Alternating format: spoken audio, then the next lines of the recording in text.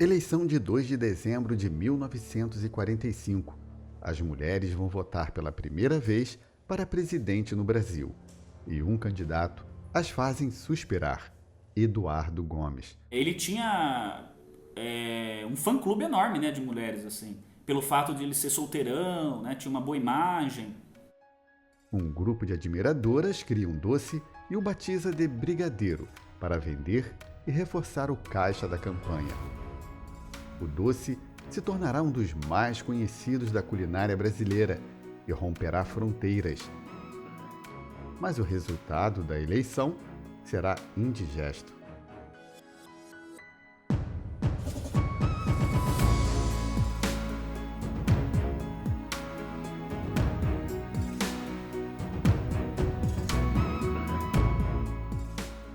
Eduardo Gomes é um dos lendários combatentes dos 18 do Forte. Pensa assim, 18 marchando contra o governo, é palhaçada. Foi sério, morreu gente. Ele praticamente não comentava sobre a revolta do Forte Copacabana, ele foi o último sobrevivente. Morreu solteiro em 1981. Nesta história, veja a receita mágica de um doce, inspirada no brigadeiro Eduardo Gomes, que se espalhou pelo mundo. Faz aquele brigadeiro da panela e vai comendo, ó, na colher. Que delícia! Quem é que não gosta de brigadeiro, gente? E mais, o que historiadores falam sobre este homem tão reservado, respeitado e que guardava um grande segredo? Ele perdeu a eleição, Eduardo Gomes, para o Dutra, né, em 45. Eduardo Gomes era um homem muito bonito, mas na coisa lá dos 18 do Forte, Copacabana do Forte, ele perdeu, né? Levou um tiro e perdeu. E aí então ele... E as mulheres tinham admiração por ele, que era um homem muito bonito. E como ele era brigadeiro, elas faziam doces, né? O doce famoso agora, né? O doce em homenagem ao brigadeiro. Elas não só fizeram campanha para o brigadeiro, como nomearam o doce, né? De brigadeiro. Oficialmente esse parque tem o seu nome, né? Parque Brigadeiro Eduardo Gomes. Quando comer brigadeiro, lembre-se do Eduardo Gomes. O outro está rindo, você não vai comer o Eduardo Gomes, você vai comer o brigadeiro. O outro está se escangalhando de rir. Vamos embora. Eu falei, depois você começou a rir, é que eu entendi. Vamos embora.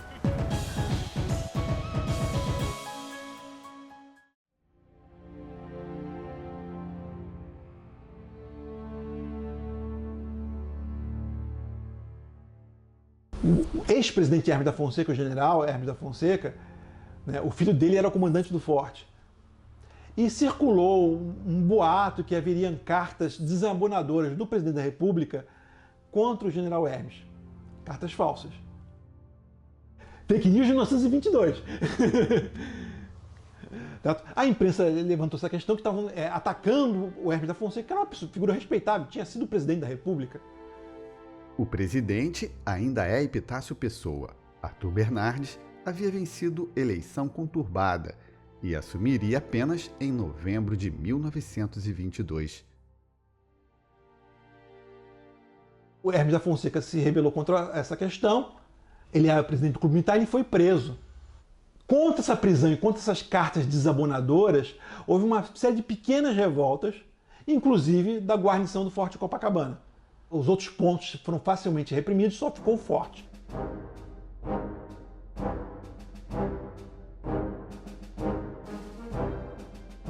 É neste momento que um jovem idealista se apresenta no Forte para se unir aos revoltosos.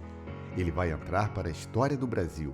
Seu nome, Eduardo Gomes, nascido em 20 de setembro de 1896. Ele vem de uma família de posses que empobrece. A mãe dele, a Geni Gomes, de uma família muito importante, né? Ela era filha de um visconde. O pai dele, Luiz Gomes, ele era da Marinha. Ele vai sair da Marinha. Ele tinha um plano de construir uma ferrovia, né? Então ele vai fazer muito investimento, ele vai pegar todo o dinheiro que ele tinha guardado. Mas o negócio fracassa. Em dificuldade, Luiz, a mulher e os filhos moram em Petrópolis. Ele consegue emprego no Jornal do Brasil. O Eduardo Gomes gostava muito de ler, muito quieto, bom aluno, tanto é que ele foi apelidado de o matemático. Aos 20 anos, Gomes ingressa na Escola Militar de Realengo. Considerado reservado pelos colegas, recebe o apelido de Frei Eduardo. Já é tenente quando toma conhecimento da rebelião no Forte de Copacabana e decide se unir aos revoltosos.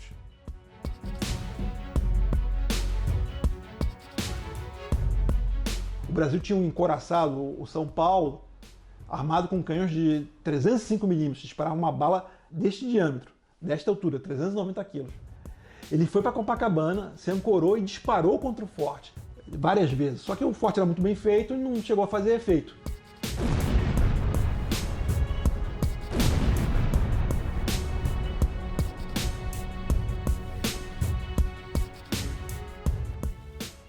O Forte Copacabana chegou a disparar contra a cidade, fez vários disparos, matou civis. Eles atiraram no Forte do Leme e mataram 4 soldados que estavam fazendo a refeição.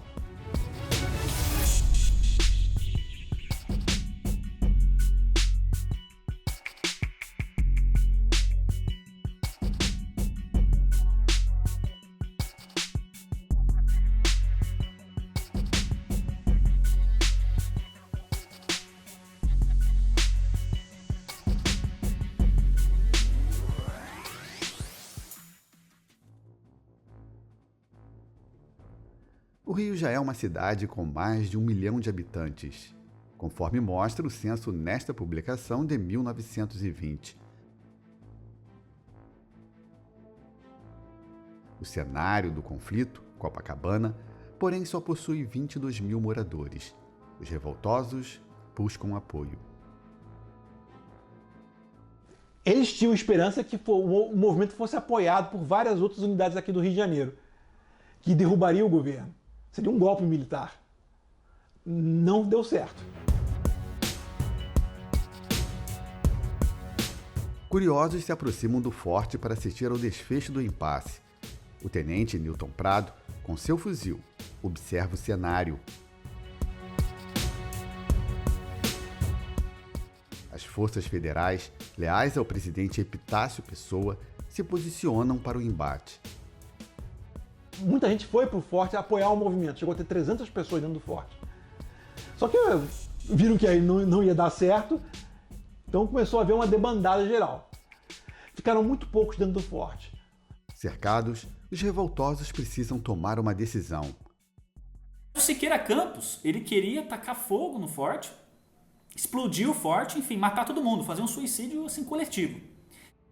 Mas os revoltosos decidem seguir a proposta apresentada por Eduardo Gomes.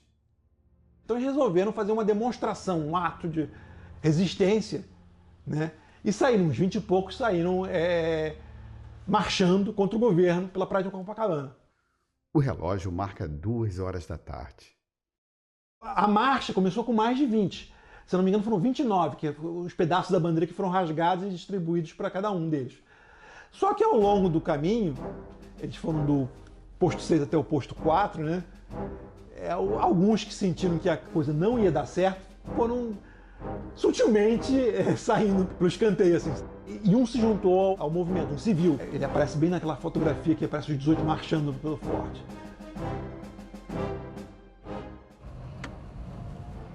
Entramos aqui na rua Francisco Otaviano. Logo ali na frente, no encontro com a Avenida Atlântica, à direita fica o Forte de Copacabana. É daqui que saem os revoltosos com suas armas em direção ao Leme.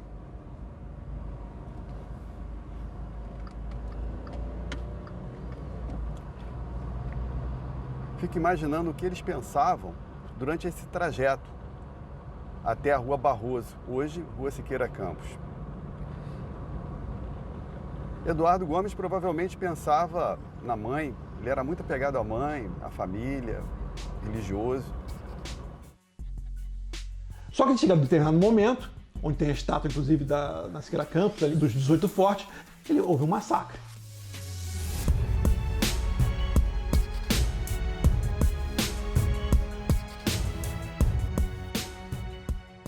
De acordo com a Gazeta de Notícias, os revoltosos se entrincheiraram nas areias da praia.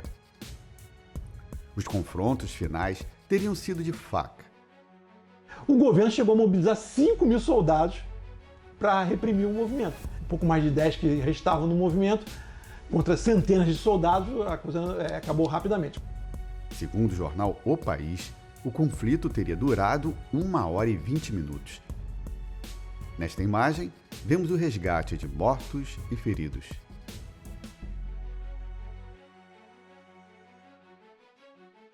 No dia seguinte, a Gazeta estima em 20 o total de mortos. Entre os revoltosos teriam sobrevivido apenas Siqueira Campos, Eduardo Gomes e mais 2 ou 3 praças. O Eduardo Gomes recebeu um ferimento na virilha. Os que sobreviveram foram presos, alguns foram mandados para prisões como na Ilha de Trindade. O presidente da República visita os feridos no hospital. O Epitácio Pessoa chegou para o Eduardo Gomes, ferido, né? Ele estava na maca e falou como que ele participou de um movimento desse, né? Falou que conhecia o pai dele, o Luiz Gomes. E o Eduardo Gomes, falou que não se arrepende de nada, que ele fez aquilo que ele achava que era certo. O ferimento de Eduardo Gomes é grave. Ele tomou um tiro na perna esquerda, né? Ele sofreu uma fratura no fêmur. E ele só foi melhorar a perna esquerda, né? Depois que ele ficou preso numa ilha, Ilha da Trindade. Mas outra versão se espalha. Na época sempre escorreu esse boato, que ele teria ficado incapacitado, né? E nunca teria tido filhos por causa disso. Tanto que correu o apelido que ele era o Belo Antônio, era bonito, mas não era de nada. No livro A Trajetória de um Herói, o escritor Cosme de Janard Drummond, já falecido, cita apenas um namoro mais sério do brigadeiro. A jovem o teria visitado, inclusive no Forte de Copacabana, antes do combate. Depois, segundo o biógrafo, Eduardo teria apenas breves namoros. Na adolescência ele até teve uma paixão por uma moça, mas o fato é que ele sempre dizia que a vida dele, né, por ele participar de revoluções, enfim, de estar em movimentos políticos importantes, ele achava que não era bom se relacionar com ninguém. Para outros historiadores, o tiro teria destruído qualquer sonho do jovem oficial viver um grande amor. Mas você vai no Museu Aeroespacial, tá lá a farda, né? Tiro de fuzil, pô, fuzil Mauser. Fuzil Mauser. Pô, é um balaço desse tamanho, destruiu o que... Não, e tem mais, né? Dependendo da distância que foi acertada, a bala entra girando dentro de você, né? Então já viu, ele vai destraçando tudo. Após se recuperar e passar um tempo na prisão, Eduardo Gomes volta a conspirar. Ele participa da rebelião militar de 1924 em São Paulo. É preso quando tenta se integrar à coluna Prestes. Libertado em 1926, volta a ser preso em 1929. A sorte de Eduardo Gomes começa a mudar em 1930. Ele participa das ações que derrubam o presidente Washington Luiz. Como um dos sobreviventes da revolta dos 18 do Forte, passa a ser valorizado na carreira militar. Mas esse movimento ele se tornou uma bandeira do movimento tenentista contra a situação da República Velha. Então, quando houve a Revolução de 1930, se pegou esse símbolo que era contra a situação da oligarquia, contra o governo corrupto que havia, e eles viraram um símbolo que foi cultuado pelo governo Vargas. Gomes recebe seguidas promoções. Ajuda a criar o Correio Aéreo Militar, mais tarde, Correio Aéreo Nacional.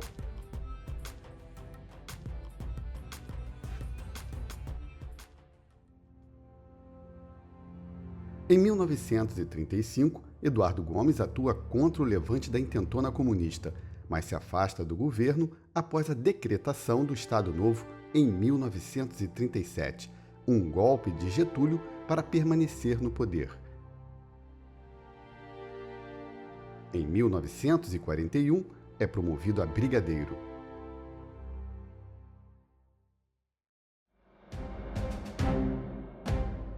Com a queda do governo Vargas em 1945, a recém-criada União Democrática Nacional escolhe Eduardo Gomes como candidato a presidente. Ele simbolizava aquela imagem de herói dos 18 do Forte Copacabana. Charmoso, Gomes logo conquista a atenção do eleitorado feminino. Em 1945, as mulheres pela primeira vez votaram numa eleição a presidente. Neste vídeo, vemos uma simulação do Tribunal Eleitoral para orientar o voto em 1945. O eleitor assinará em duplicata as folhas de votação. Só que há um problema. A campanha do candidato da UDN patina sem recursos. Mas aí surge um doce mágico. Na época tinha uma mulher chamada Heloísa Nabuco e ela fazia doces assim maravilhosos, né? E daí a UDN, para juntar fundos, fazia chá, café da tarde, enfim. Foi nesse momento que essa Heloísa apareceu com um doce de leite condensado e chocolate para homenagear o Eduardo Gomes. Colocou o nome de brigadeiro, já que ele era brigadeiro da aeronáutica, e esse docinho pegou. Há versões menos conhecidas que indicam que a criação do doce teria ocorrido em São Paulo, em Minas Gerais ou até no Rio Grande do Sul, onde seria conhecido como negrinho. O fato é que o doce como brigadeiro ultrapassou as fronteiras. Há quem o chame até de trufa brasileira.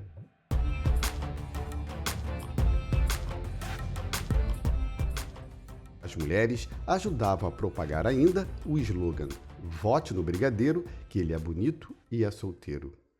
Para se ter ideia da rivalidade entre Dutra e Eduardo Gomes, vou contar uma história que aconteceu na minha família. Às vésperas da eleição, no encontro familiar, num sítio em Queimados, a prima do meu pai, uma criança de 6 anos, pediu um brigadeiro. O tio dela se levantou e deu um tapa na cara dela. A cena constrangeu todo mundo. Ele era eleitor do Dutra. Um episódio prejudica a campanha do brigadeiro. O Eduardo Gomes estava no Teatro Municipal, ele estava realizando um discurso e falou que não precisava do voto, né, dessa malta de desocupados, né? Só que ele estava referindo a outra coisa. Então você tinha na época o Hugo Borg, ele estava defendendo o Dutra, né? Ele trabalhava no rádio, ele viu que o Eduardo Gomes citou o termo malta. Então ele foi procurar no dicionário e viu o significado, um deles, relacionado a trabalhadores que levavam sua marmita, né? Ele teve uma ideia e resolveu colocar na mídia que o Eduardo Gomes quis dizer que não necessitava do voto dos marmiteiros, dos mais pobres. Marmiteiro, marmiteiro, todo mundo grita. Marmiteiro, marmiteiro, todo mundo... E mais boatos são disparados. Os adversários afirmam que o brigadeiro, se eleito, proibirá os negros de andar de bonde, usar gravata ou ir à praia e ao cinema. O discurso dele era muito extenso, termos difíceis. Mas o doce não muda os rumos da eleição. Vem, ó brigadeiro, da tua vitória estamos bem certos. Vem, ó brigadeiro, todo o Brasil do teu nome se ufana e respeita o herói dos 18 do Forte de Copacabana. Foi uma disputa muito cerrada, mas o Dutra, digamos assim, era um candidato que era apoiado pelo Vargas, que era tinha um prestígio muito grande. Então, a chance do Eduardo Gomes ganhar eram pequenas. Mas o brigadeiro não desiste. Ele volta a se candidatar a presidente em 1950, agora contra Getúlio Vargas. Neste cartaz da campanha, aparece com sua mãe, Dona Geni, com quem vivia, mas perde novamente. Eu penso que em 45 e principalmente 50, o Eduardo Gomes ele defendia uma terceira via para o nosso país. Ele pensava numa reforma para o capitalismo. E em muitos momentos, ele vai colocar em sua posição liberal. Então, por exemplo, ele achava que o ensino teria que ser gratuito para todo mundo. Não deveria existir escolas particulares, mas ele defendia também o sistema meritocrático. Ele tinha assim, um plano muito revolucionário, pensando na educação, pensando nos mais humildes, nos mais pobres, né, para a época.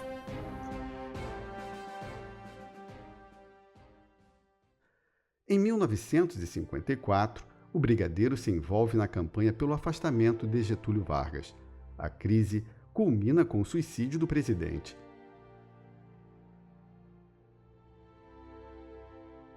O Café Filho, o vice-presidente do Vargas, toma o poder e chama Eduardo Gomes para ser o ministro da Aeronáutica. 10 anos depois, o brigadeiro participa do golpe de 1964, que pôs fim ao governo de João Goulart. Atenção, Brasil! Atenção, Minas Gerais! As tropas do 2º Exército, sob o comando do general Cruel, já sitiaram o estado da Guanabara. Torna-se novamente ministro da Aeronáutica em 1965, na presidência de Castelo Branco.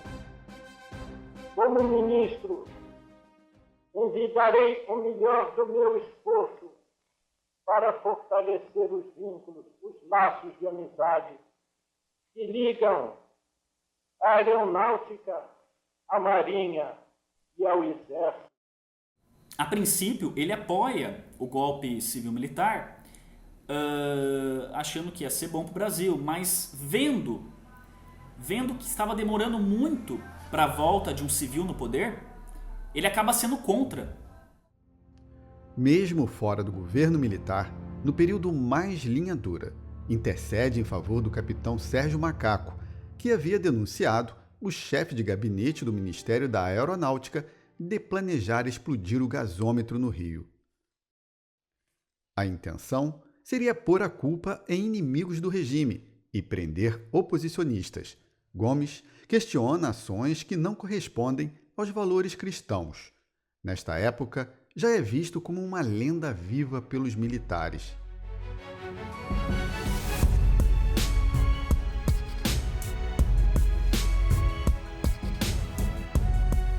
Então ele era muito respeitado, o pessoal falava, lá veio o Eduardo Gomes, lá vem. Ele tinha um apelido também de O Velho, né? O Velho nesse período.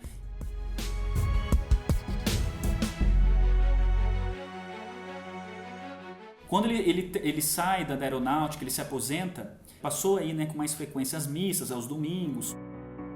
E ele morava na Praia do Flamengo, né? Ele tinha um apartamento lá no edifício Seabra, hoje, né, edifício Seabra. Muita gente gosta de ver esse prédio, né? Que ele lembra o Dakota lá nos Estados Unidos, onde o John Lennon não é assassinado e tal. Gostava de fazer caminhadas. Então ele gostava muito de usar também um terno escuro. Para você ter uma ideia, metade do salário dele ele doava para os pobres de Petrópolis e para missões religiosas. O seu prazer é ir ao Maracanã, misturado ao grande público. Gosta também de ir ao cinema. É fã de Greta Garbo.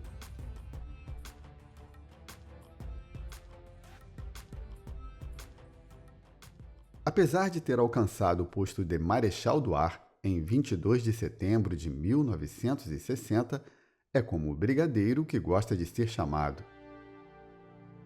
É com esta patente que ele, nas eleições de 1945, havia ficado na memória do povo brasileiro e também no paladar.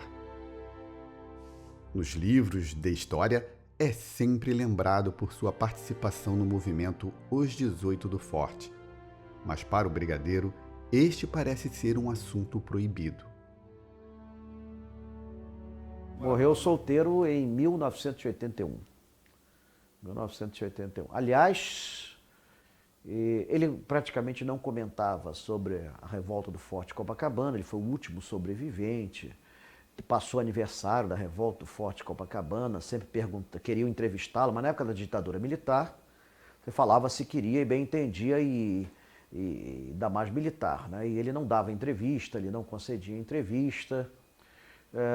Eu só conheço um depoimento dele sobre a revolta do Forte de Copacabana, que foi para determinar o local onde deveria ser o monumento aos 18 do Forte, na praia de Copacabana, e ele escreveu um documento dizendo que era ali que tinha ocorrido o tiroteio.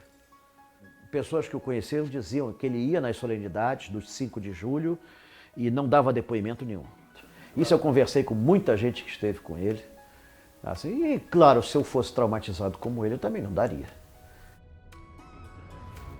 Uma outra informação preciosa, revelada pelo brigadeiro já no fim da vida, envolve o número de revoltosos que teriam participado do combate final. Segundo ele, exatamente 13 homens. Esta foto foi tirada em 12 de junho de 1981. Bem fragilizado, Eduardo Gomes participa das comemorações dos 50 anos do Correio Aéreo Nacional, no Rio de Janeiro. É a última aparição pública. No dia seguinte, com problemas cardíacos, estaria morto. 3 anos após a morte, em 1984, Eduardo Gomes é declarado patrono da Força Aérea Brasileira. Hoje, seu nome está no Aeroporto Internacional de Manaus e também no parque que ocupa parte do aterro do Flamengo, no Rio de Janeiro. Em Belo Horizonte, virou importante avenida. O brigadeiro é homenageado ainda em muitos outros logradouros pelo país. Mas a homenagem que o torna tão próximo de todos nós é mesmo o doce da campanha mal-sucedida de 1945.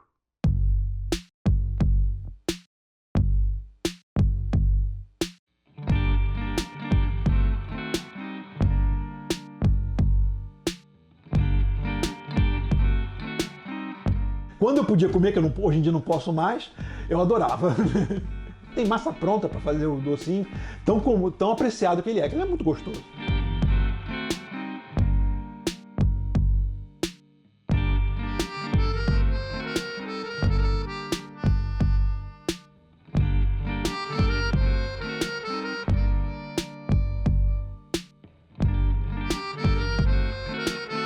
O brigadeiro não pode faltar de jeito nenhum em festa de criança, principalmente, né? Hoje vai ser uma festa.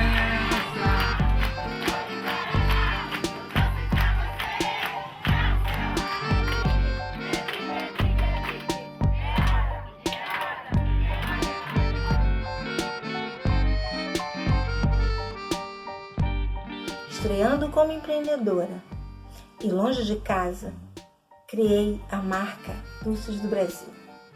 Vendi os brigadeiros em Coquimbo e La Serena, que ficam ao norte de Santiago. Atuava em feiras, eventos.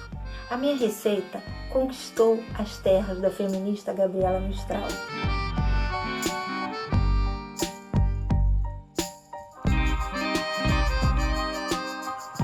As quick fix desserts go, I cannot believe we have not made brigadeiro. Or is it brigadeiro? Or is it brigadeiro? On this channel before. So today we're going to make an absolute Brazilian classic. This is a sweet treat loved by many and very simple to make. It takes 3 ingredients.